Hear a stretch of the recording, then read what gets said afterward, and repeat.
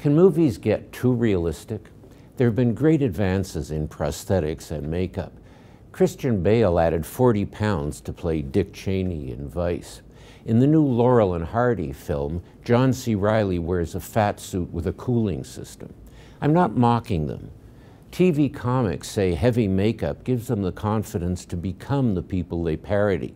This area right here was exposed, and this area on my flats of my hands. That's it. The rest of my body was encased in prosthetics or a fat suit. It was like wearing a mask on your whole body. And that mask was so convincing that it made me believe, sort of from the outside in, that I could play the character. But it's complex. De Niro put on 60 pounds for Raging Bull, blurring the distinction between acting and eating.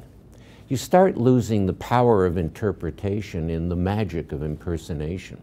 When Henry Fonda played young Mr. Lincoln, it was imitative but limited, basically a stovepipe hat, not a total metamorphosis. And some forms of magic can get lost. In the heyday of radio drama, William Conrad, who was short and stout, played Marshall Dillon in Gunsmoke. For TV, 6'7" James Arness got the part. When Conrad got his TV series, it was as a chubby private eye. Years ago, I wrote a play portraying hockey great Rocket Richard. When Ken Dryden, who helped immensely, came to rehearsal, he took me aside and said, "You can't have a fat Rocket." But the late Raymond Bale did a brilliant Rocket. Of course, that's theater where, due to limited resources, you can make demands on an audience's imagination that they won't accept in film.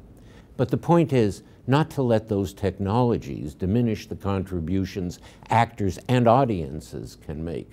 Like Conrad, who got to be both a lanky lawman and a pudgy PI, because he said, radio is the theater of the mind.